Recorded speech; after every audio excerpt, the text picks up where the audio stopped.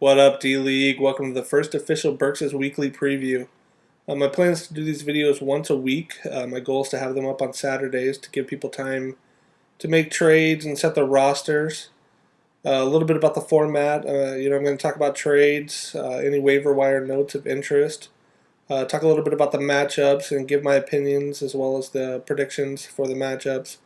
My goal is to kind of keep it light and entertaining. Please give me feedback on this. I'm doing it for your guys' entertainment. So any suggestions you guys have, or if it's something you guys aren't interested in, definitely let me know. So with that, let's start the show. All right, let's talk about trades. This is actually kind of a light week for trades. There was just one that went down. Travis actually traded a second rounder for Donald Driver. That's a fine trade in my opinion. It's tough to get wide receivers when you're making a run. Trav decided to give up a second rounder. My only thing I worry about with Trav is I'm not a big fan of Donald Driver. Even though everybody thinks every year he's going to retire, his time's got to be coming up here pretty soon. Trav's making a run, which is why it makes sense for him to go on and take an extra receiver, trying to buy some time until Ben gets back and he can use Wallace to try and make his push. The only thing I don't like is Trav is giving away a lot of draft picks. He's down, a first rounder in 2012, and then now he's down a second rounder. Hopefully, he can find a balance between making a push and giving away all of his draft picks. So, anyway, that's the only real trade of note.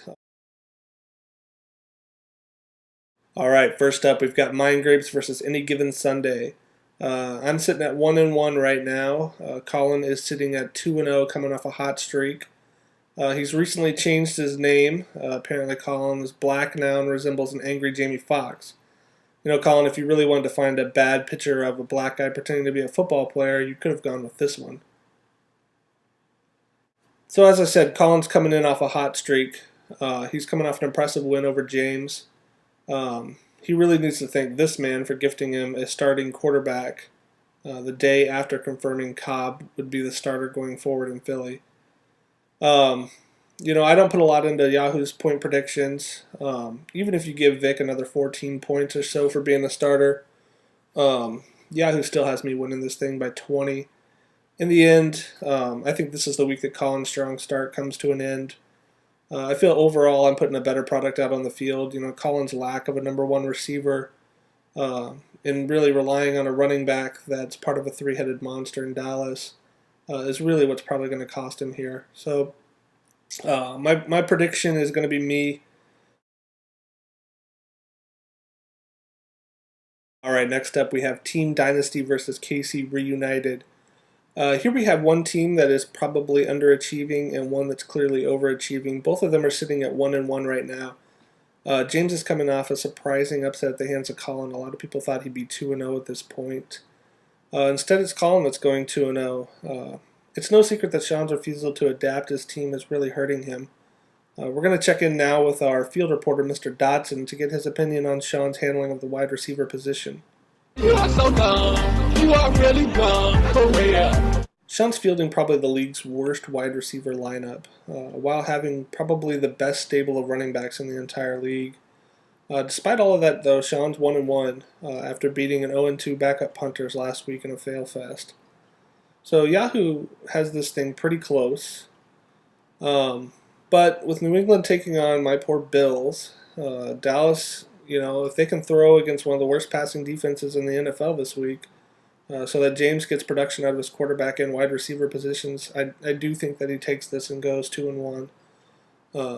But if Dallas really struggles and goes 0-3 this week, and New England, doesn't get a good passing game going, which I highly doubt against the Bills, Sean could very well take this. But in the end, I think this is James's ball.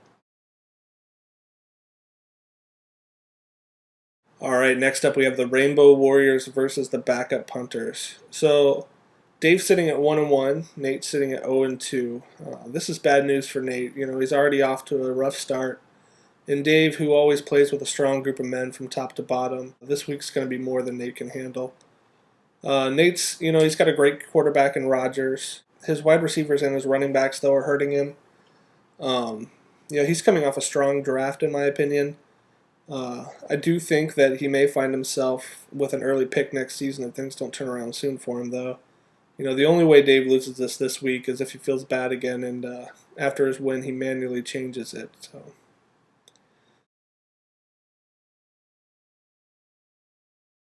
Yeah, next up we have Cobblehead versus Here Comes Treble. So after this week's events, Jamie should probably think about changing his name over to Vickers. This is pretty much our marquee matchup. It's a battle of the undefeateds, even if Travs probably has an asterisk next to it. He's been making a lot of strong moves ever since the draft to position himself for a title run this year. This week he goes up against Jamie, who has a lot of experience being in the title hunt. He also has a lot of experience coming up short. Kylie knows what I'm talking about. Yahoo has this thing going to Jamie. He does have one of the best starting lineups in the league. I think it really comes down to wide receiver play here. You have Revis out, which means Marshall's pretty much going to run wild. I do love Wallace. The quarterback problems in Pittsburgh are really holding him back right now. I mean, for fuck's sake, they were a bad hit away last week from starting Antoine Radalel at quarterback, so you can do the math there. I expect Andre Johnson to pretty much abuse Dallas's ass. If Jennings and Chris Johnson struggle like last week, this thing could go differently, but, in the end, I claim I'm picking Jamie on this.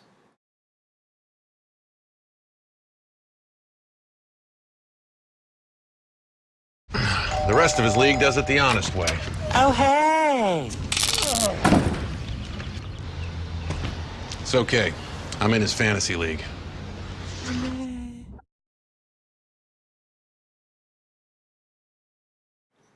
All right, finally we have Huevos Gigantes taking on Mavericks. This is pretty much the toilet bowl match of the week. It's the battle of 0-2 teams. If it was an NFL game, it would definitely be a blackout. That said, Adam is fielding the best 0-2 team in the league. Yahoo has him at about a 20-point favorite.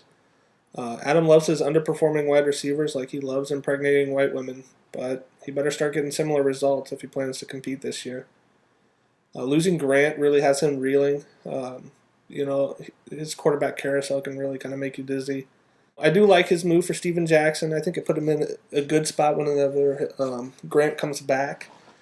The question is just how long Steven Jackson lasts. I do think he's on the decline. Adam did make a blunder this week, in my opinion, by not putting in a waiver wire request for Keelan Williams. I mean, Skins cut Larry Johnson.